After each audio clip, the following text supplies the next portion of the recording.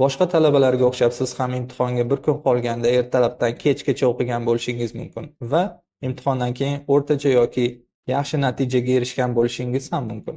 Lekin imtihondan o'tgandan keyin olgan bilimingiz yodingizda qolganmi? Izlanishlarga qaraganda bugun olgan bilimingiz 7 kunda 75% yodingizdan ko'tarilar ekan. Tajriba uchun shu videoni 7 kundan keyin qayta ko'rishdan oldin bergan ma'lumotni eslashga harakat qilib ko'ring va eslaganlaringizni videodagi ma'lumot bilan solishtiring. Olgan bilimni eslab qolishni ilmiy izlanishlarga asoslangan usullardan biri bu intervalli takrorlash yoki o'rgangan bilimingizni kundan kunga uzayib boradigan oraliqda takrorlash hisoblanadi. Yangilik bo'lib ko'rinishiga qaramasdan bu yangi g'oya emas. Intervalli takrorlash 1880-yillarda Hermann Ebbinghaus ismli germaniyalik olim tomonidan topilgan. U hech qanday ma'noga ega bo'lmagan 2300 ga yaqin so'z bo'g'inlarini tuzib chiqib, ularni unutishga va qaytadan o'rganishga qancha vaqt ketishini hisoblagan. Juda murakkab tajribalar mobaynida Ebbinghaus sekundiga 2,5 ta ma'nosiz bo'g'inni yoddan aytib, biroz dam olib, keyin shu ishni yana qaytargan. Chet tili o'rganuvchilarini hayron qoldiradigan darajada qiyin aqliy sport bilan 1 yil mobaynida har kuni shug'ullangan. Keyin u erishgan natijalari tasodifiy emasligini isbotlash uchun 3 yildan so'ng u xuddi shu tajribani yana o'tkazgan. U har bir amaliy mashq o'rtasidagi oraliqni uzaytirgan holda o'rganishni ancha kuchaytirish mumkinligini ko'rsatib bergan va shu usuldan foydalangan odamlarni erishgan natijalari boshqalarnikidan juda katta farq qilgan. Ebbinghaus tajribasidan keyin yillar o'tib, bu usul Amerikaning Iowa shtatidagi 3000 dan ziyod 6-sinf maktab o'quvchilarida tajribadan o'tkazilgan va kuchli foydasi borligi yana bir bor isbotlangan. Hozirgi kunda bu usuldan asosan chet tilida yangi so'zlarni o'rganish uchun foydalanishadi, lekin buni boshqa sohalarda ham qo'llash mumkin. Intervalli takrorlash metodikasidan qanday foydalanish mumkin? Aytaylik, siz imtihonda, hayotda yo biznesda kerak bo'ladigan inglizcha, ruscha, o'zbekcha kitobni o'qib tugatdingiz.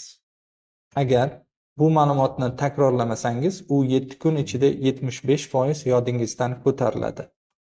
Agar ma'lumotni uzayib boradigan vaqt oralig'ida qaytarib tursangiz, ma'lumotni uzoq muddatga eslab qolasiz. Asosiy maqsad ma'lumotni endi yodingizdan ko'tarilganda uni takrorlash bo'ladi. Yodingizda yaxshi qolgan ma'lumotni takrorlash kunlari orasida ko'proq interval va eslashga qiyin bo'lgan kunlarni orasida esa kamroq interval bo'ladi. Siz olgan bilimingiz eng boshida xotirada kuchli qoladi, lekin ozginadan keyin keskin tushib ketadi.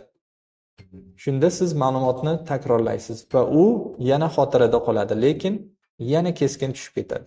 Shunda siz ma'lumotni yana takrorlaysiz va u yana xotirada qoladi, lekin yana keskin tushib ketadi. Siz shunday qilib o'rganib unutish jarayoniga tushib qolasiz. Maqsad ma'lumotni yoddan ko'tarilishidan oldin uni birrov takrorlash. Birinchi takrorlash 1 soatdan keyin bo'lishi kerak. Ikkinchi takrorlash 1 kundan keyin bo'lishi kerak.